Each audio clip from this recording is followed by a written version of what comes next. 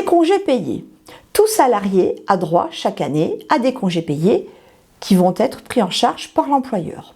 Ces congés payés sont calculés à hauteur de 2,5 jours par mois de travail effectif, à noter qu'un mois égale 4 semaines, 2,5 jours ouvrables par mois de travail effectif ou encore 2,08 jours ouvrés par mois de travail effectif, le tout plafonné à 30 jours par an, c'est-à-dire 5 semaines de 6 jours de travail.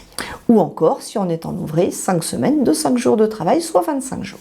En fin de période, lorsque le nombre de jours de congé n'est pas entier et comporte des décimales, il est automatiquement arrondi au nombre supérieur. Il faut distinguer différentes périodes de congé. Tout d'abord, la période légale de référence ou d'acquisition des congés. On va acquérir les congés du 1er juin de l'année N jusqu'au 31 mai de l'année N+1. Et on pourra prendre ces congés à partir du 1er mai N+1 jusqu'au 30 avril N+2. À noter que dans la prise des congés, il y a 2 périodes à retenir. Tout d'abord, ce qu'on appelle la période légale de prise de congé, la période légale de prise de congé d'été. Elle va aller du 1er juin au 31 octobre. Pendant cette période, le salarié peut prendre entre 2 et 4 semaines de congé. Et enfin, la période hors délai légal, où pourront être pris ce qu'on appelle les congés hors période. Cette période va donc du 1er novembre jusqu'au 30 avril. À noter qu'au 30 avril, les congés payés non pris par le salarié sont perdus, sauf bien évidemment si l'employeur accepte de les reporter sur une période ultérieure. Une règle très importante, c'est toujours l'employeur qui détermine l'ordre de départ des congés.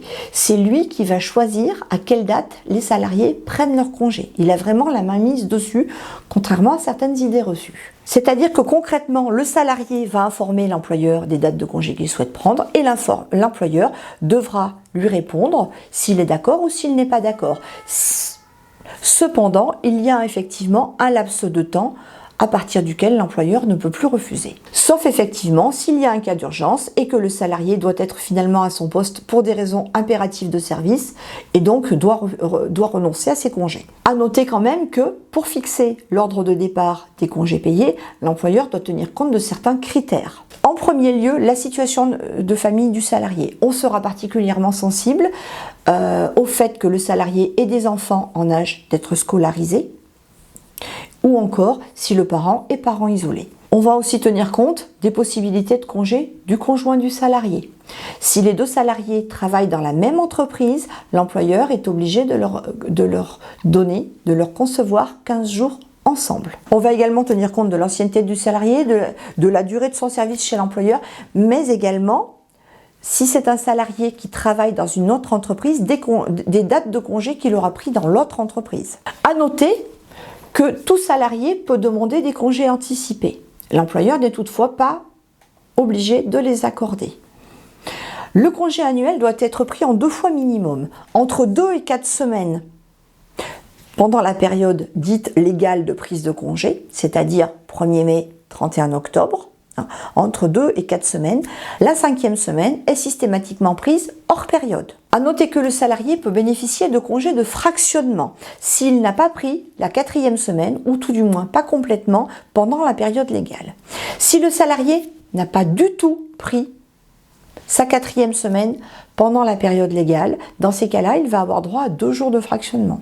Si le salarié a pris une partie de sa 4e semaine pendant la période légale et qu'il lui reste entre 3 et 5 jours à prendre en dehors de la période légale, dans ces cas-là, il aura droit à 1 jour de fractionnement. Toutefois, il faut noter que les accords ARTT qui ont été signés dans le cadre des lois Aubry 1 et 2 ont englobé dans le cadre général du temps de travail les jours de fractionnement. Comment calcule-t-on le nombre de congés payés acquis? Nous avons vu précédemment que le salarié avait droit à 2,5 jours de congés payés par tranche de 4 semaines travaillées. Donc la formule de calcul va être relativement simple. Nombre de semaines divisé par 4 multiplié par 2,5. Comment fait-on pour calculer ces semaines? Très simplement, on calcule le nombre de jours calendaires et on va diviser par 7. Si bien que la formule de calcul retenue, la plus simple pour calculer le nombre de congés payés, ça va être nombre de jours calendaires divisé par 7 multiplié par 2,5 et divisé par 4. Et bien penser en fin de période à arrondir à l'entier supérieur.